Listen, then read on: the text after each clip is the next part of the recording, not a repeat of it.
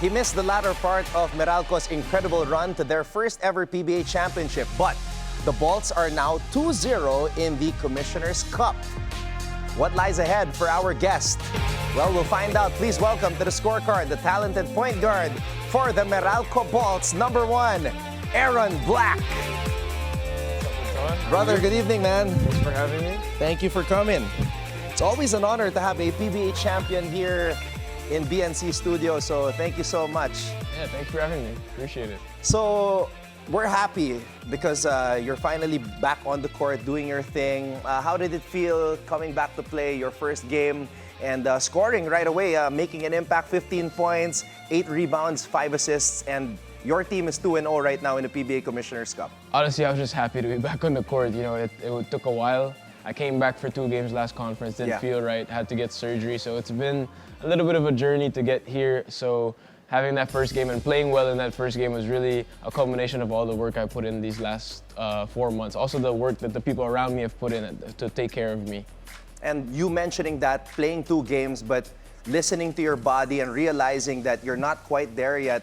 I think as an athlete, it's hard to accept those things. So how are you dealing with that type of situation wherein you had to decide whether you're going to continue playing or back to the drawing board first and do your rehab? I think it's part of maturing too and getting older, like understanding your body and understanding. I've been in the league for 5 years now, so sort of understanding and asking a lot of questions to people that know the answers, you know, our trainers, our PTs, doctors, understanding what I can and can't do. So really when that happened, for me it was more, okay, how can we get this done as quick as possible so I can come back properly and normally I can feel normal again. And in your last game, 9 points against Rain or Shine. That was a pretty weird game considering, unfortunately, Akil got injured and it became an importless game. But would you say that right now you're 100% back to being what you were during the season where you averaged career highs in points, rebounds, and assists? Well, still a work in progress. I think being out for 4 months is no joke. You know, coming back, a lot of the guys that are in the league have been playing these past 4 months. So still trying to get my rhythm down. Thankfully, I have teammates that are very good. I have coaches and PTs and trainers that really helped me throughout this whole process. So I'm striving to get to where I want to get, but I don't think I'm there yet. All right. Now, before we talk about what's to come for you, I want to take a trip down memory lane because I remember the first time I ever covered you was in high school. You were playing for the Ateneo Blue Eaglets. Thirdy Ravenna was your teammate. Isaac Go was also your teammate. And there was that one game where you wouldn't miss. Lahat ng binato mo, mid-range, everything was going in. I think I was calling you like a mid-range messiah during that game. Was it always basketball for you growing up? Actually, my first 2 years, I went to Xavier. Not a lot of people know that. I went to Xavier School, grade 1 and 2, and I played a lot of football. Okay. And then my dad did become the coach of Ateneo, so I moved schools. And that's when, of course, basketball was there from the start. Yes. I played football for a little bit, and then I went back to basketball. Wow, I never knew that about you. Yeah. So you just decided basketball because you were exposed to Coach Norman who was coaching Ateneo. Ganun lang yun? Well, I Ganun love the kasimple? game also. When I was playing football, I was still playing basketball. Okay. Lunch, recess, I was still on the courts playing basketball. So that's really where I fell in love. I think for me, on the basketball court during lunch and recess, playing against your classmates, things like that, I fell in love with the game. And then you went on to win 2 championships for the Ateneo Blue Eagles in college. So what are your most fondest memories from that experience? Coach Tap, those were his first 2 championships in the UAAP as well. Yeah, I think the first championship, I'll never forget us on the bus singing Congratulations by Post Malone. The whole bus was rocking and it was the first time Ateneo had won since the 5-peat. So it was really a big deal for everybody and we were underdogs. La Salle was the favorite team at that time, so us winning was really a big deal. Second championship, Aaron, was that harder than the first one? How do you recall it? Well, they say to go back to back is really tougher, right? We just experienced at Meralco. We won, and then the next conference was a lot tougher. But yeah, it was. I don't think it was as sweet as the first, because of course the first one will always be the one that you remember the most. But at the same time, getting back to back and being able to say that for the rest of your life is a great thing for me. Now, I'm trying to recall. Did you have a chance to come back to join the 3rd championship? Kasi nag-3-peat yung Ateneo, di ba? Or did you decide to sit out your final year? I did decide to sit out my final year. I ended up going to the States to train with some of the guys going into the NBA draft over at Impact in Las Vegas. Came back, played for Mighty Sports in the Jones Cup, and then I played in NPBL in the D League for different teams. So I thought it was, and my family as well, we thought it was the best for us to be able to do that, and thankfully it worked out in the end. And we're seeing some of your photos. Yeah. Batang-bata pa, you know. That's high school right there. You used to wear number 8, your original number. You wear number 1 now for Meralco. Why did you used to wear number 8? Well, Kobe. Kobe. Young Kobe was definitely somebody I looked up to. I still look up to now.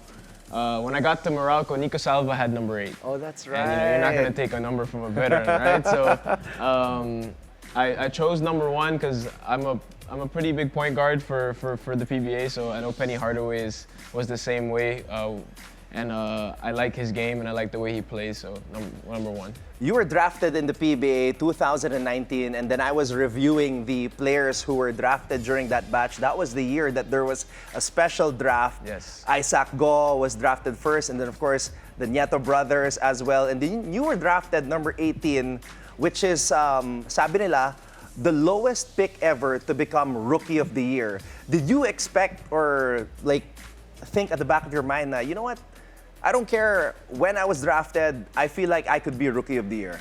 Well, of course, when you go into that situation, you want to win that award. But no, it was not in my head. For me, when I got drafted, the number 1 thing I wanted to do is just to work, keep my head down and work, and make sure that I was ready for the league. And you know, the pandemic hit, and I had so much time at home to work with my dad and understand how, because he's been in the league for so long, he understands what I need to do to, you know, be successful in the league. So those 3 or 4 months that we were able to train really helped me into my first season. So feeling mo nakatulong yon, though that you had to go back, and then the pandemic, you felt like that helped you, that extra time to train? Oh, definitely. I think we trained in our front yard. We have a basketball court in our garage area, and we hadn't trained there in so long. So bringing me back to me being 8, 9 years old, where we used to train there, it was a really good experience.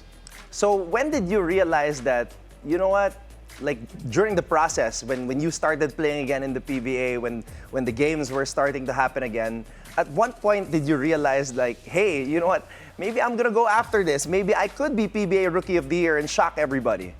Well, you know, it didn't really hit me until I think we played San Miguel in the quarterfinals, and I had a pretty good showing, and then people started to tell me, no, it's possible, you could actually get this, and you could be a Rookie of the Bubble and things like that. But honestly, for me, it's really about the wins. I think in anything, if you win, that's when you get recognized. I mean, you can be as good as you can be in every game, but if you don't win the game, you know, people are not really going to recognize you for what you're doing. So that's my number 1 priority always. And looking at the list of those players who won PBA Rookie of the Year in the past 20 years, it's always been a player picked within the first 5. But you and Larry Fonacher, also another Atenean, yes, he also won Rookie of the Year, and he was picked 14th in his batch. Yeah, Larry's actually somebody I look up to, being an Atenean as well, and having such a great career also in the PBA and in college.